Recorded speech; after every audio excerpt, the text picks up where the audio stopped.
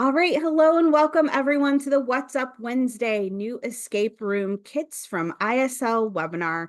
My name's Beth Yates and I'm the Children's Consultant from the Indiana State Library's Professional Development Office. I will be the host today and question moderator, and our presenter today is Suzanne Walker. Suzanne is the Indiana Young Reader Center librarian here at the Indiana State Library, as well as the director of the Indiana Center for the Book. A couple of announcements for you.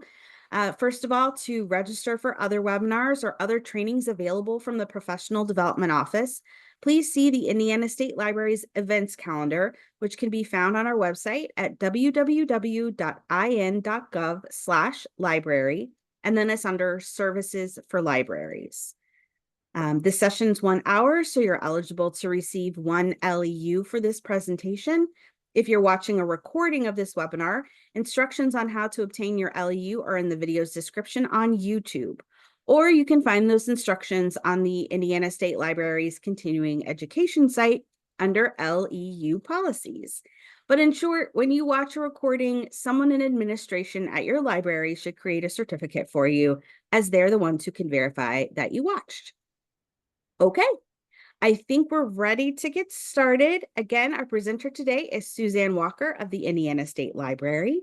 Take it away, Suzanne. Hey, everybody. I'm so delighted that so many of you are here today to learn about this new program that we're going to have at the State Library. So I did want to just clarify one point. I know my screen says Indiana Escape Rooms starring primary sources. I've started to really think about these as escape experiences instead, because I don't really think kids are going to get locked in a room. I think it's more that they're trying to open a box. So, but I will just add the caveat. I actually did a professional escape room once, and the idea was that we had to open a box to get out of the room. So I think it's not out of the realm of reality to think that, instead of unlocking that last door, you're actually trying to find something that's locked in a box. That's normally how ours work. So I've really started thinking about them as experiences instead of rooms. And the other thing is, you don't have to do them in a room. You could do them all surrounded, like all sitting around a table. You could do it that way too. So just wanted to mention that. All right, so I've done this presentation a few times in a few different settings, but I think this is, we're definitely recording it today. So I want to capture some of this background information. I guess I'll tell you guys just a tiny bit about my work here at the State Library. So I used to have Beth Yates's job, and Beth and I love each other. High five, Beth. We work really well together. And when I was the children's consultant, I really wanted to have kits available, like programming kits that we could circulate from the State Library. I hope that most of you are familiar with the kits that we do circulate, and those actually fall under mostly me. Well, there's 2 buckets of kits, and I might have Beth jump on here in just a second to tell about the kits that the Professional Development Office takes care of. But the kits that the Indiana Young Reader Center takes care of are our book club kits. We have about 300 book club kits that we're happy to share out with libraries. We also have story time kits. We have about 50 of those on various themes. And we also have Lego kits that we circulate. And that's just a big old bin of Legos. Beth, do you want to go ahead and jump on and tell us what kits PDO still has? Sure. So Professional Development Office manages any of the space-themed kits. So we had some NASA at My Library kits, some Eclipse-themed kits. So we manage those. We have actually 2 breakout boxes that we loan out. And we want to be real clear that these are 2 different things. So if you borrow a breakout box, it's what I'm going to call vanilla, right, Beth? Yeah. So the breakout boxes that the Professional Development Office has to loan out are basically just there with all the supplies you need. It's a breakout EDU box with all those locks and things that come with that. We just loan you that, and then you would still have to provide your own plan for Right. the escape room. Yeah, you wouldn't have to purchase all of those materials though. Right. Yeah. Mhm. So is that it? You have like the NASA. Yeah, for the most part. And then those are kind of the 2 big ones. And then there's also regional coordinators have VR sets that they work with the libraries in their regions to distribute, and those libraries can borrow them. Cool. Thanks, Beth. We didn't plan that, so I appreciate you hopping on. So I really wanted, when I was a teen librarian and when I was a youth librarian, the thing that I just kept running up against over and over again was lack of time, right? We just don't have time to plan great programs. And we want to, but there's just so much more to do. And I just kept looking for really good program kits that I could check out from someplace, use for a few months, do several programs, and then return them. And I just couldn't find, they did exist, but I needed more, So I had this dream when I was the children's consultant that I would do some programming kits for teens. So then my job changed, and now I am the children's librarian here at the state library. And while I do run the circulating kit program as far as book club kits and Legos and storytime kits, I don't generally provide that many like statewide services any longer. And so when I told my supervisor, like, I really want to do more kits for public librarians because I know it's so important for you guys, she was kind of like, okay, that sounds great. Make sure it has to do with the state library. Make sure it has to do with our collections here at the state library, because that's my job now, is to really be a librarian and work with the collections that we have here at the state and promote that to families. And that turned out to be a really tricky thing because I kept coming up with really boring ideas. I was like, maybe they could do this and we could look at newspapers, and I don't know. I just came up with really, really boring ideas. But the thing is that at the state library, we have a ton of wonderful things in our collections. These are two large format posters, broadsides that we have. We have the originals of these. They're just gorgeous.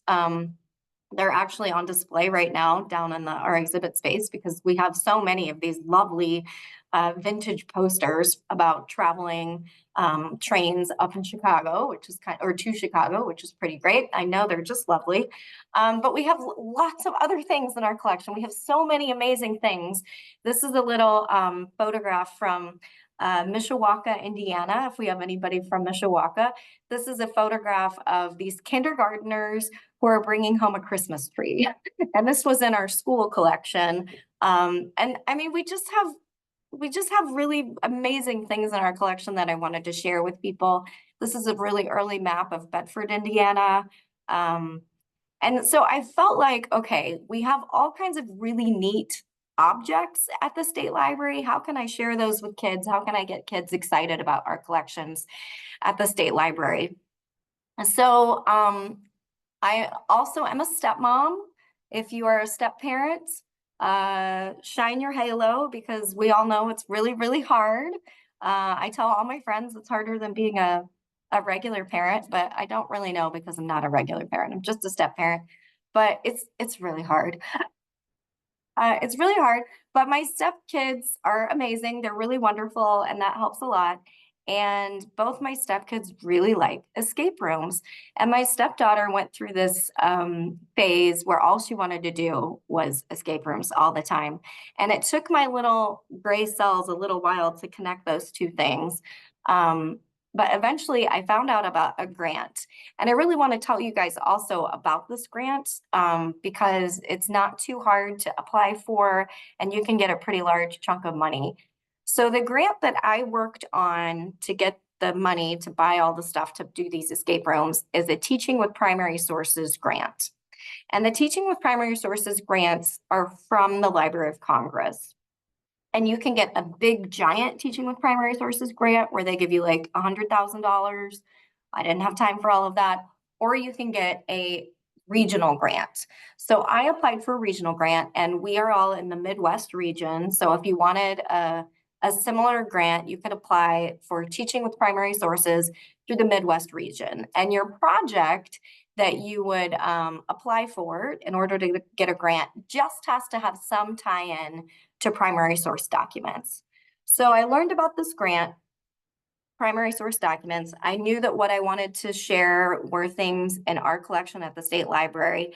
And then I learned that teens and even grown-ups really like escape rooms, and like, they're still popular after like 10 years or longer. Escape rooms have been with us for a long time.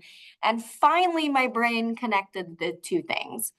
If we take primary sources and we put them in escape rooms, it can equal a lot of fun, a lot of learning, and I could make kits that I could then share with all the librarians in Indiana, and you guys would save time. So that's the whole idea, is that I'm hopefully saving you guys some time. So as part of my primary source grant is I need to convince you guys why it's awesome to work with primary sources. Hopefully you already know how great these are. If you want to throw in anything in the chat about why it's wonderful to work with primary source documents, you can go ahead and throw those into the chat. But one of the things is, the Library of Congress tells us all the time that primary sources are really the building blocks of history. So if we want to learn what happened in a community at a certain time, a great thing to do is to go and see what was written about it at the time. What were people saying in letters? Even like, I know there's always a debate, is a newspaper a primary source? I think it is if it comes from that time frame.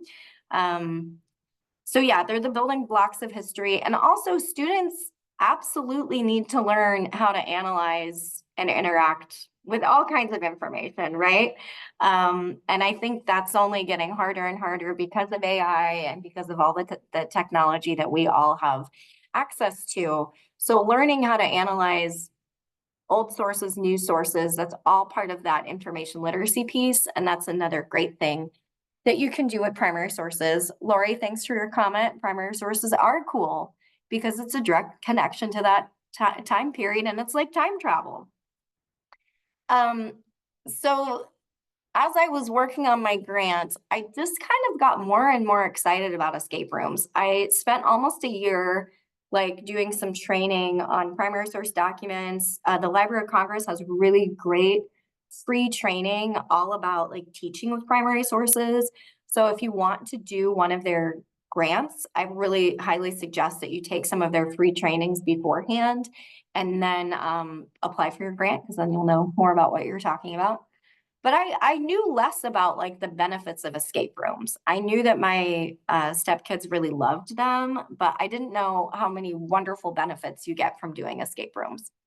And Sarah says that she feels like primary sources can make history more approachable since you can connect to actual people. And we are going to talk about some actual people that you can connect to in our escape rooms. Okay, so this came from Breakout EDU. Breakout EDU is really the leader in educational escape room experiences and supplies and things like that. And they talk about the 4 C's. And the 4 C's are communication, collaboration, critical thinking, and creativity. I was actually in the car this morning with one of my stepchildren, and we were talking about the benefits of escape rooms. My step kiddo is taking the PSAT today, and they were talking about like, what the future is going to hold and everything. And they just kind of came out and they said, I really feel like the escape rooms that, we've done with our friends and that you're making, they really make people talk to each other. And my stepchild was like, this is what we need to be doing for the future. We need to learn to communicate with each other. And I just thought that was so great. And it's one of the 4 C's, right? What I've noticed is when I've done escape rooms with teens, especially teens that don't know each other, they're pretty reluctant to like start talking to each other. Maybe it's getting better now, but post-pandemic, it's been hard to get kids to kind of meld with each other, I've seen. And maybe you guys have seen different things in your libraries. Probably you have, since you've got communities of kids, which is really, really important. But escape rooms do encourage communication because you're solving a puzzle over here. You need to let your team know that you've solved it, especially if you're against a clock and you're trying to win or something like that. So communication almost happens immediately. I'm going to talk a little bit today about some of the best tests that we've done for our escape rooms. The Benjamin Harrison Presidential Site invited us to do escape rooms with their program that they call future presidents of America. So they do this program every summer, and they have a group of about 20 kids that they spend a week with. And it's basically kind of like a leadership camp for high school students. And they spend a week there. And the very first opening activity they did was our escape rooms about Benjamin Harrison. And they had nothing but wonderful things to say. And I got to watch the kids do this. So these were kids that had never met each other. Now, granted, these were kids that were going to a leadership camp. So they were a little bit like it was predetermined that they were probably going to want to talk to each other. But they immediately learned each other's names.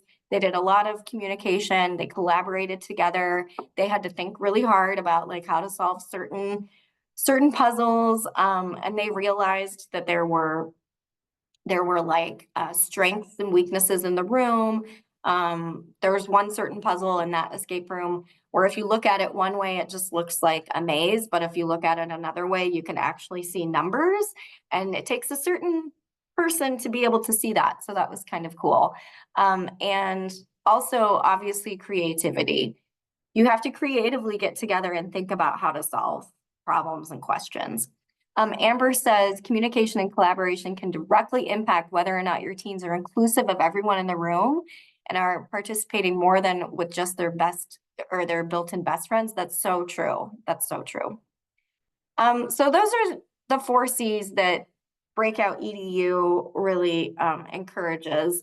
But I've also found that they really are great for leadership development, because somebody in that room, it really helps if somebody can take charge and kind of get everybody, like you said, if they can get everybody on different tasks, it's just a great way to practice leadership and problem solving, obviously, because that's the whole idea, is that you're trying to solve a problem. The problem is you can't find this diary, you can't find this compass, you can't find this tennis shoe. These are all things that they're looking for in our escape rooms. And you have to solve all these problems in order to unlock all the locks.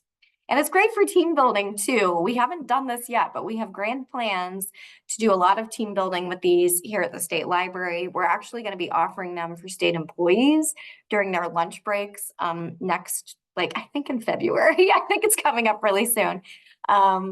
Just in case anybody wants to do it. But I think these would be wonderful for like a staff development day too. And it can also build confidence. You know, a lot of times when people haven't done an experience like this, they're a little nervous because they think they might fail. And then, not that these are designed to be fail safe, but if you have enough time, you're going to be able to solve them. So getting that boost is really great. And if you don't solve it, you solved some things along the way. So it definitely can build confidence. So Barb says that they ran 5 escape challenges at the same time with teams. That sounds so fun. There were 5 teams that rotated and they earned points for how fast they finished. They really bonded and worked together. They had 25 teams and 5 teams. That's really great. That sounds really fun. So with ours, we will have 4 copies of each kit, but I guess you could do different experiences. I don't know. I think the first year they're going to be really popular. We'll see how it goes. So I wanted to show you a few things that are in one of the escape rooms, and I'm just going to go ahead and lay out one of them for you. So the very first one I wrote was based on a diary that we own here at the state library. So it was a diary that was written by a young girl. Her name was Iris Bauman. You might be able to see, this is her obit in the middle of the page. And you might be able to see her name there at the top. So Iris was a 9-year-old girl who lived in Rensselaer, Indiana when she was a young child. And when she was 9, she and her family went to St. Louis in 1904 to see the World's Fair. And she wrote just a real short diary about going to the fair and the things that she saw. And I've always been interested in this diary that we own, and I've wanted people to know about some of the really cool things that we have in our collection, including that diary. And so we built a whole escape room about genealogy around Iris and her diary. Now, when Iris died, and I think she died in the 70s, she didn't have any children. She doesn't have any descendants. So I decided we didn't have to ask anyone for permission to talk about her life. But you know, they did donate the diary to the library, and so we have that permission. So I went ahead and just did a big deep dive on genealogy sources about Iris. So we did find her in this yearbook photo that you see on the left side of your screen. She is there in the third row down. I think she's the second person in that third row down. So that's Iris, and that's when she grew up and was a teacher. We also found her passport. This is her passport from 1924. She graduated from college and did she went to Europe twice, which I think is kind of amazing. This is a, a list of passengers on one of the trips that she went on, which is really cool. And then this is when she was younger in 1914. She was the alumni editor of one of their yearbooks. So she was really into yearbooks. And all of these documents are in the escape room about Iris. This is the Mauritania. She actually sailed on this boat to Europe. And then I found many censuses where she was mentioned. So her family is actually the very first family listed on this census. And then I also found a picture of the house that she lived in. Eventually she moved to Oklahoma, and this is the house she lived in Oklahoma.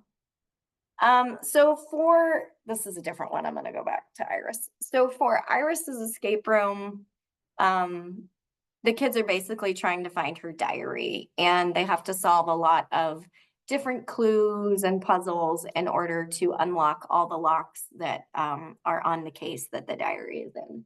And I'm going to show you a lot of props here in a little bit. And Emily, I do see your question. We're definitely going to talk about availability when these are coming out, all of that.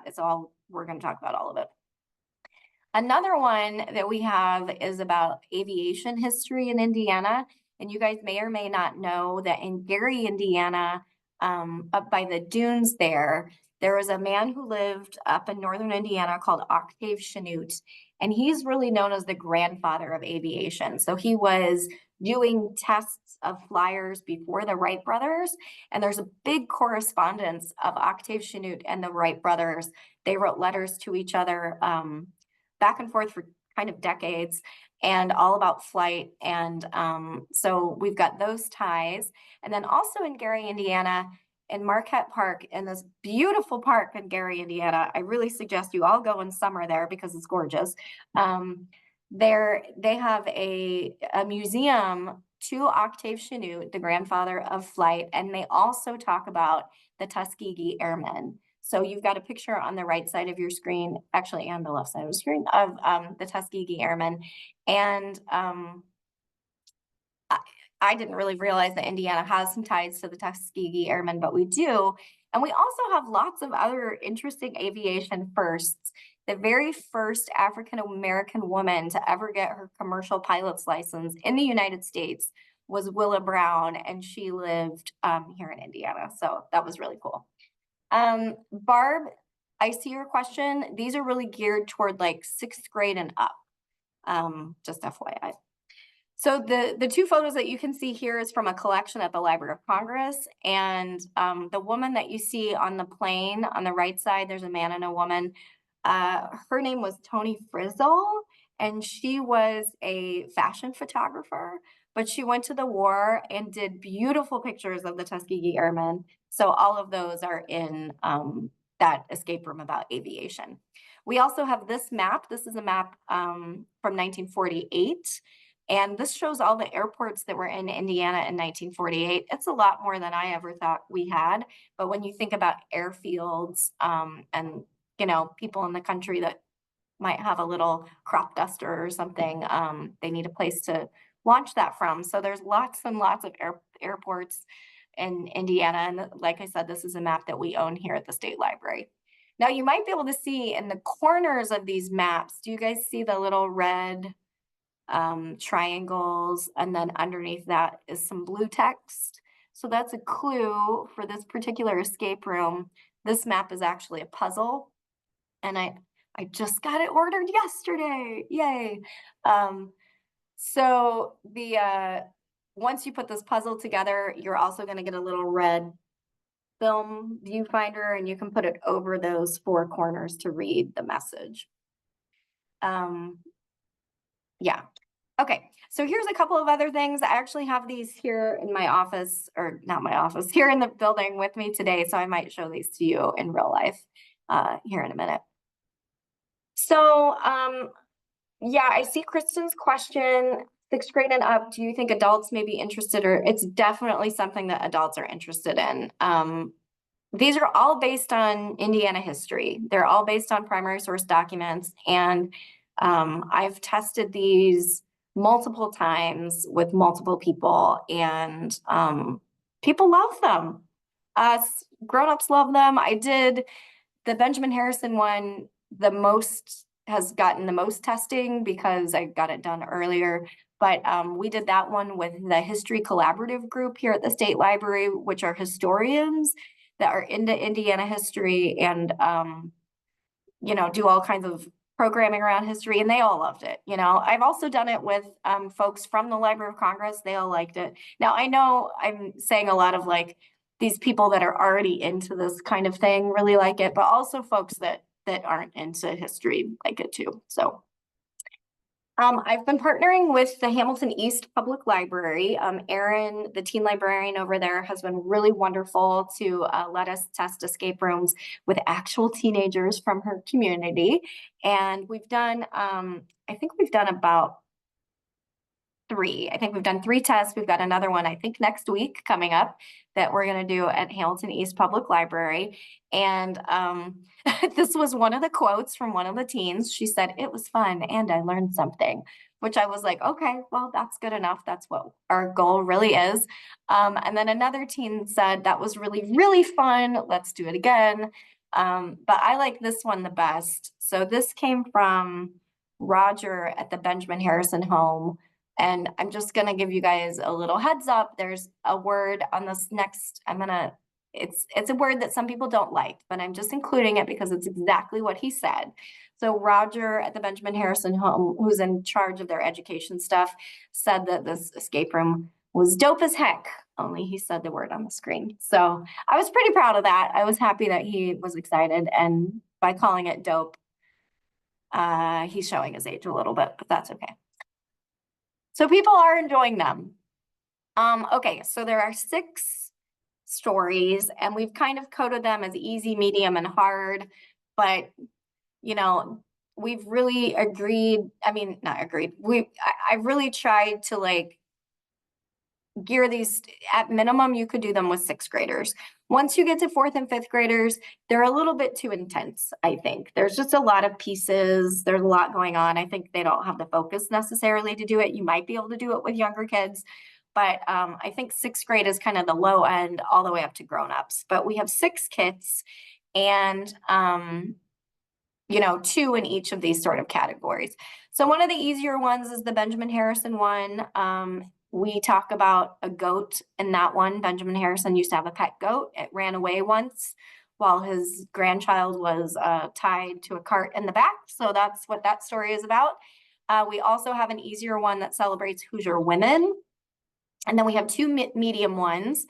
One that talks about Indiana Quakers and the Underground Railroad with Levi Coffin. And then one all about basketball, about the 1955-1956 Crispus Attucks High School Championships. If you're not familiar with that story, Crispus Attucks High School is an all-Black high school here in Indianapolis, and they won state basketball championships in 1955 back-to-back and 1956. Oscar Robertson was on their team, and they won these games amid rampant racism. And I'm probably going to talk more about that one in a little bit. And then the harder ones is the genealogy one and also the aviation one, mostly because they just have a lot of pieces to them. Okay, so what you get when you check out a kit is you're going to get a bin of things, and I have one here. So once I'm finished with my slides, I'm going to stop sharing and kind of show you some stuff. You do get an extensive teacher guide. I'm working really hard to get all the teacher guides finished right now because I realized that like after I created these, I have to tell you how to do it at your library. So you get an extensive written guide, and you're also going to get a YouTube video. I have to have some tea. Everybody have some tea with me. Oh, wasn't that fun? So the YouTube videos aren't created yet. I'm hoping to do those in November, but the YouTube videos are going to tell you how to unpack your kit, how to repack your kit, and also about each of the puzzles inside the kit. I'm assuming my goal is that they're going to be 15 minutes or less because there's a lot to cover. So the idea is that you would be able to watch, thanks for having tea with me, Sarah. You'd be able to watch the video, and within about 15 minutes, you'd have a pretty good grasp of the overall kit. I'm not going to lie. I think when you receive a kit, you need to spend at least a couple of hours, like kind of getting familiar with everything in it. But then after that, you would be able to run the experience as many times as you wanted. So the idea is really that you wouldn't just do one program, you could do many, many programs. You're also going to get a big old checklist of everything in the kit, and you'll get multiple copies of that. You'll be able to check off everything when you open the kit up and check it all off before you send it back. So again, you'll have the written guide, you'll have the video, you'll also have a written checklist. You're going to get some suggestions for decor. It's totally possible to just do these in an empty room. Generally, you need a couple of tables. But I know librarians, you guys love a theme, and there's ideas on ways to kind of decorate your space kind of quickly and easily, hopefully based on things that you might already have. In the Benjamin Harrison one, there's a tea set. It's plastic, it won't break, don't worry, it's fine. But you can set up like a tea table for that if you wanted. Yeah. Emily, I see your question. We have recommended timeframes. The easy kits we think take about 40 minutes, 40 to 50 minutes. The medium is about 50 to 60 minutes. And then the hard ones is really right about an hour. So that's about how long. And you can also give no hints to make it take longer, and you can give more hints to make it be shorter. So you're also going to get links to related lesson plans. This was really important to me, especially for teachers. So if you wanted to talk about the St. Louis World's Fair, there is a lot that you can dive into. I don't know if you guys know this, but in 1904, they actually moved almost an entire Filipino village from the Philippines over to St. Louis for this fair. And they installed these people in what I can really only describe as a human zoo. And, they put fences around them and were like, okay, live your life in a Filipino village so white people can watch you do it. Very weird, really strange, definitely worth talking about. And there's a wonderful lesson plan about that we link in the packet. Now, if you don't want to get into all of that, you don't have to. You can just talk about genealogy resources. But in all of them, there's really a lot more meat that you can dive into if you want to. That was a weird analogy. What is next year's summer reading theme? If you tell me that, Angela, I'll tell you the answer. So there are lots of lesson plans. There's lesson plans about primary sources. For the Benjamin Harrison one, there's stuff about presidents. For the Hoosier Women one, there's other links to lesson plans about women's history, all that kind of stuff. Okay, so color our world. So that's art. Okay, let me think about that one.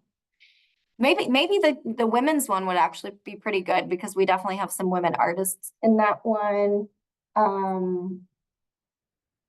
And Suzanne, Yeah. I always just like to also remind folks that not everything that you do in the summer has to be tied to the summer reading theme. So use them anyway. That's true. That's true. And, you can also just kind of talk about colors. Like in the president one, you could talk about red, white, and blue. In the Crispus Attucks one, you could talk about green and yellow because that was the colors of their school. So I think there's ways in the women's one. If you look back at suffragettes, they had purple and yellow as their colors for like their flags. You could totally get into all that symbolism if you wanted to, and do probably any of these, And there's color locks in some of them, so you could do that. In most of the escape rooms, there's worksheets that the kids do as part, like they'll unlock a box and they'll get a worksheet, and it says right on the worksheet, you can write on this worksheet. And they can kind of do that. You get 6 copies of those, and then we can always email you the file if you want to print more. So that's something else that you'll get. Oh, and you get extra batteries because all of them have UV flashlights with things written on it in UV ink. And so you get the flashlights, they come working, but then you also get some extra batteries. So that's what you get. I'm going to go ahead and I'm going to actually throw my email address into the chat. And I'm going to stop sharing. Okay, did I stop sharing? Yes. Okay, great. And now I'm just going to show you guys a couple of other things, like the cool things that are in the kits. And then we're going to talk a little bit about nuts and bolts.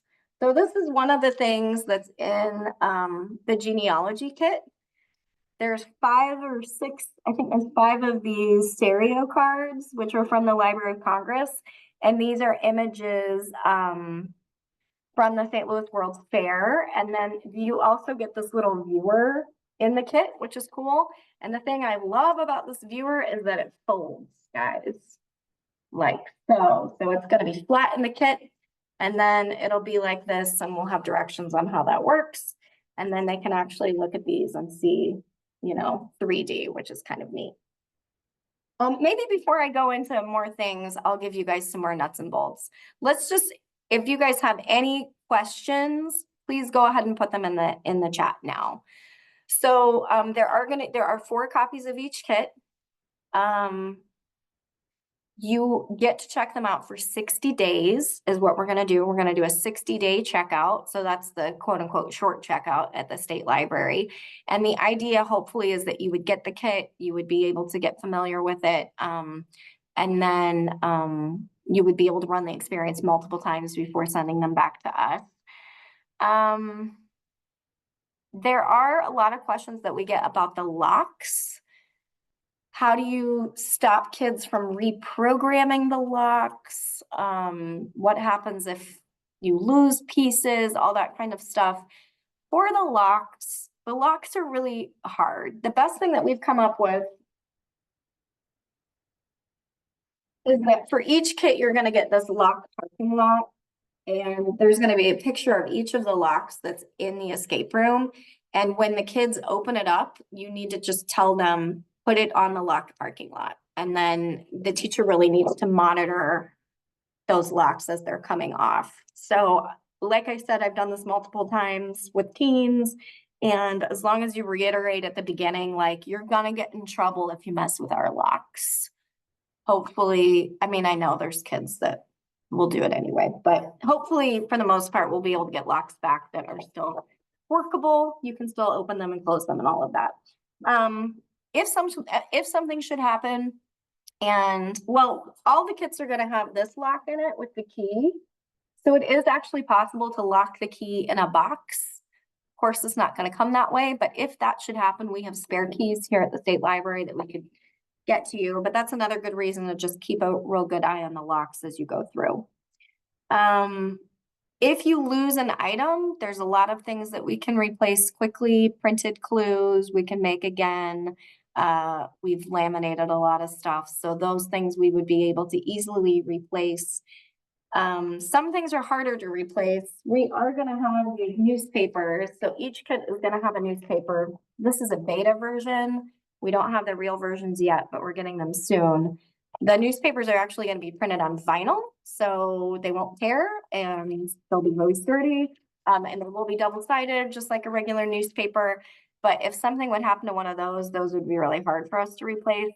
Then we kind of are starting with 4 kits, hoping that, like, if we lost a bunch of pieces out of one, it would become spare parts then, if that makes sense. And we'd eventually get down to just 1 kit maybe of each one. I'm hoping that doesn't happen. I'm hoping we get to keep 4 for a really long time. Okay. Questions anyone has before I show you more things? There was a question from earlier I don't think we answered, and that was, when are they going to be available? Oh, right. Okay. So I think it's going to be mid-January or maybe even February 1st before they're actually publicly available. So we did a blog post in June of this year from the state library, and I believe it was in the Wednesday Word, and there was a link to a form. And if you signed up there, you get to be part of the beta testing. So that part is closed. Sorry, friends.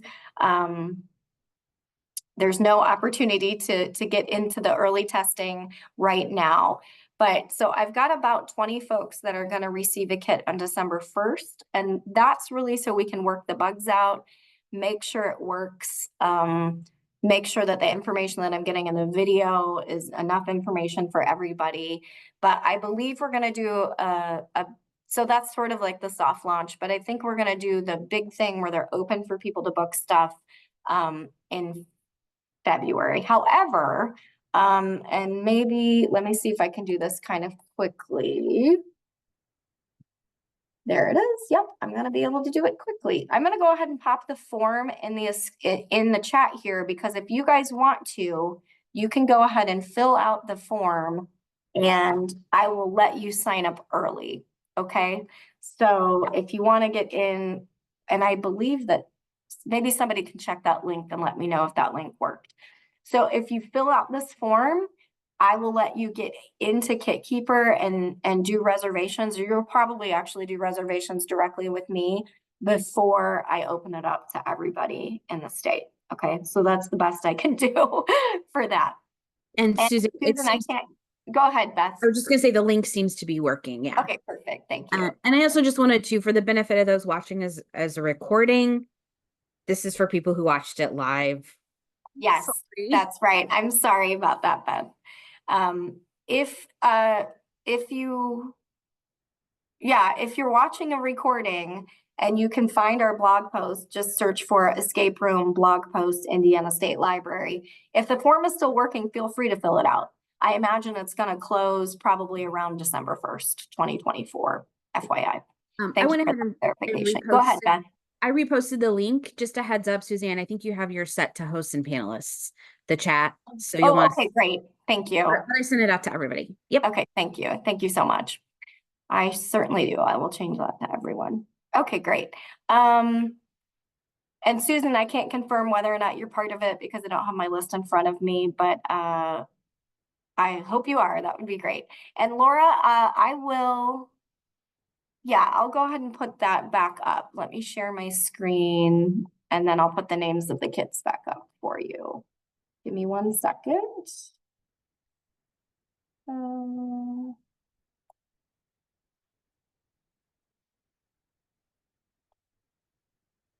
Okay. There you go. And I will say, like, they all have their own challenges, so none of them are like super duper easy. So there's that. Okay, other things. So the way that you would actually book the kits in the future is going to be through KitKeeper. If you're not familiar with KitKeeper, we do have a video on our kit screen on how to use KitKeeper. I'm going to find that really quick for you. There it is. I've got it. And if you scroll to the bottom of this website that I'm going to pop in the chat here, you will actually see the form linked again. So the form is linked here as well at the very, very bottom. So if you want to fill it out there, you can do that as well. Okay. Are there any other questions about logistics for the kits? How it's going to work? Any of that? Okay, I'm going to show you a few more of the things. I'm going to go ahead and stop sharing my screen again. Oh, how much space do you need? That's a great question. Okay, so I think okay. I think you could do it on a tabletop if you wanted to.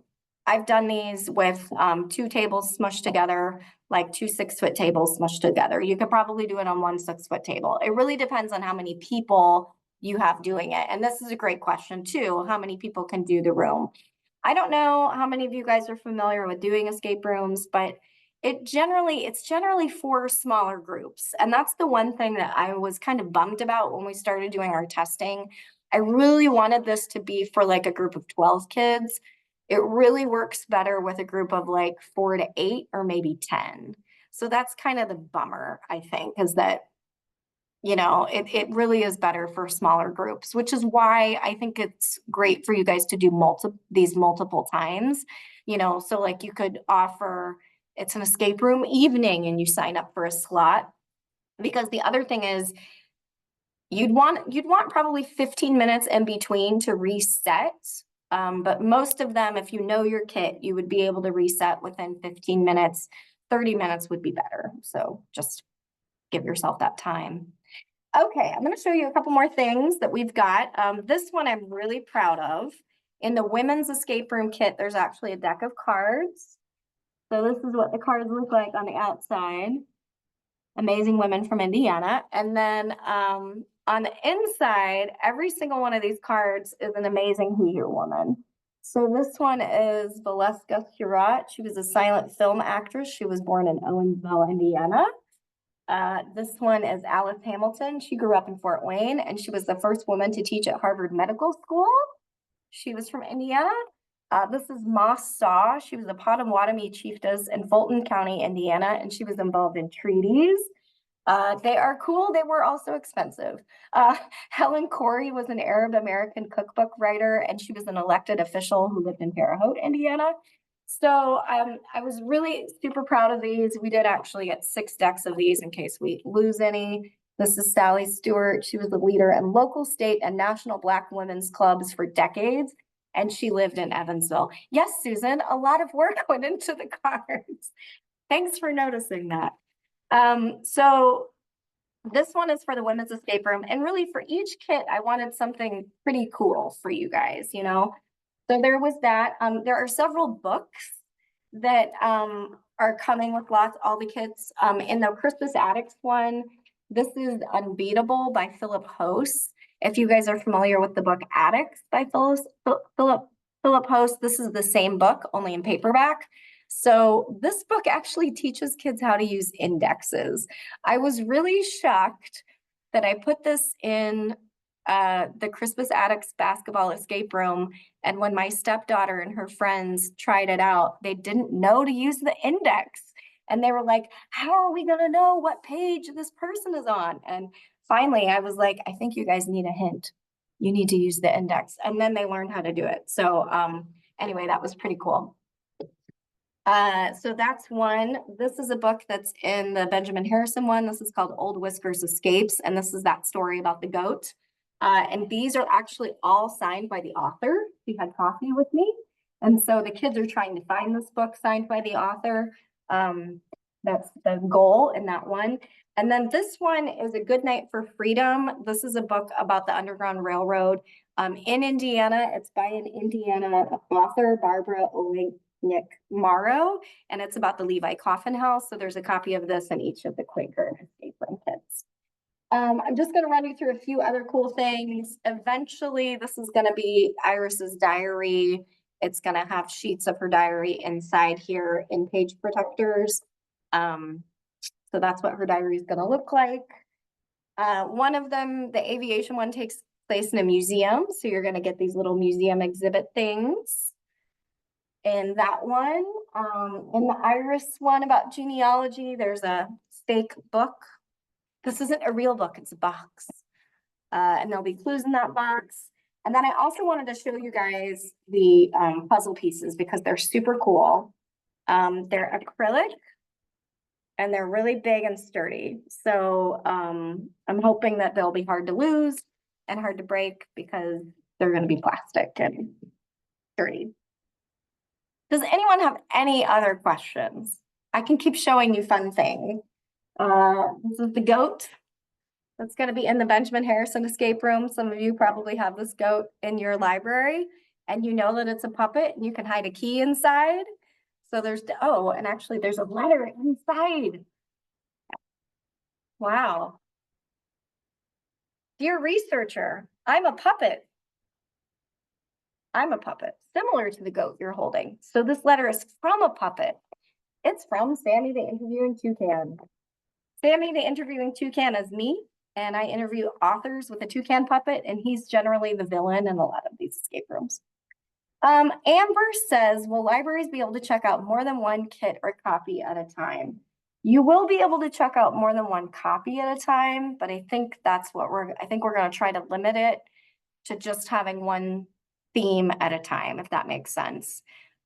Especially in the beginning, because we are anticipating them to be a little bit popular. I mean, I hope they're popular. We've been working really hard on them. But I don't think there's a way to actually do that in Kit Keeper. So that means I'll have to make sure people know that expectation. So just so you guys know, please don't check out. You could schedule them in advance. Like you could schedule multiple ones. Like you could get one for summer and one for winter and one for fall or whatever. But at one time, I think you just want to stick with one theme, but you could get multiple copies of that same theme if they're available. Are there any other questions? I'll show you a couple other things. Oh, this is the tennis shoe. This is the actual tennis shoe made by Converse All-Star, or by Converse, to celebrate Crispus Attucks High School winning those championships in 1955 and 1956. We could only afford to buy 2 pairs, so they're looking for 1 shoe in each kit, which is cool. But these are amazing. In the Quaker one, this owl was locked in a box and you have to free him. He's so sad because he's locked in a Quaker barn. You've got to release him. Also in the Quaker one, we had to talk about Quaker oats. So there's these tins, which my sister found at Goodwill for me. So that was kind of fun. In the tiger, or in the basketball one, there's also this puppet, which doesn't even look like a puppet, but he is a puppet. And so he's definitely going to get a key hidden inside. I'll show you a couple of the other things. In the Benjamin Harrison kit, we were able to get some things printed on like plastic paper. We couldn't do that for all of the kits because it turned out to be pretty expensive, but these are telegrams that were sent to Benjamin Harrison when he became president. Couple more things and then I'll go back to the chat. I told you one of them is a museum. This is the museum exhibit. And oh, I'm so glad I picked these up. This one is about the aviation one, and 2 of our kits are going to be bilingual, guys. 2 of them are going to be English and Spanish. So this one side is going to be English and the other side will be Spanish. So there's only 2 kits that are going to be bilingual, the aviation one and the Quaker one. It just turned out too hard to do dual languages for a bunch of them. So anyway, this is the compass they're looking for. I see Beth, you're with us again. So this is the compass they're looking for in the aviation escape room. It's kind of fun. All right. Any questions, comments? Is it a good idea? Is it going to work? What do you guys think? I'm nervous. We'll see. While folks put their questions in the chat, I just want to say really quick that if you need an LEU certificate, quick reminder, I'm asking that you fill out this form that I've put a link to in the chat to request that certificate. And then Suzanne, did we also want to talk about the in-person trainings? Yeah, Beth and I are gonna go on the road real soon. We're gonna be going to 3 places. We're gonna go to Crown Point. We're gonna go to Jennings County, and we're gonna go to Anderson Public Library.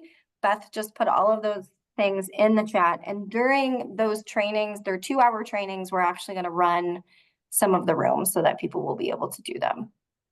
Right. Emily asks, is it recommended to start with the easy levels and move up from there? Not really. I think whatever theme you would be interested in, you could give it a whirl and see. Yeah, I mean, it's interesting because the Benjamin Harrison one actually has a lot of stuff associated with it. It's got the most stuff in it, but it's also sort of an easy escape room. But if you get overwhelmed by lots of pieces, that one might not be easy for you. So it just depends. Let's see here. We had a question from Barb earlier that said, did you say we could reserve them now? The form won't let me submit. No, you can't reserve them now, but you can,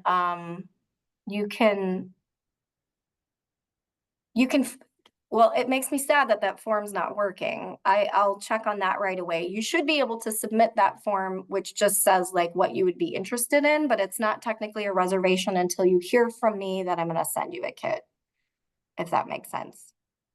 So you can't actually reserve them now. You can just tell me that you're interested and which ones you might be interested in. I hope that clarifies that. Let's see here. Okay, Emily said she had to submit it more than once. She thinks it went through the second time, so that's great. Okay, and Laura says you have to fill out all 6 slots before it will let you submit. And if you only want one thing, you can choose the same kit over and over again, if that makes sense. Okay, thanks for all of the feedback on the form. That's great. And you do have to click that general interest. It used to be that there was general interest and like testing interest, and we took away the testing because we're full up on that now. Well, I just want to thank you guys so much for all of your enthusiasm about this project. It's been a labor of love, and I really do hope that I mean, my worry is that you're going to get a kit and be like, oh my gosh, there's too much here. I can't figure this out. I don't want that to happen. So if you get a kit and you're overwhelmed, feel free to call me. Be sure to watch the YouTube video.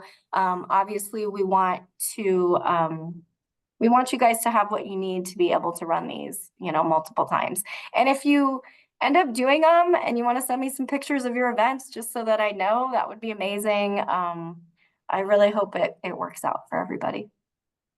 Okay, we are totally at 11 o'clock. I think we can probably stop the recording, and Beth and I will hang out for a couple minutes to answer more questions. Thank you so Thank you, much. everybody. Yeah, thanks, Suzanne. Thanks everyone for watching the recording.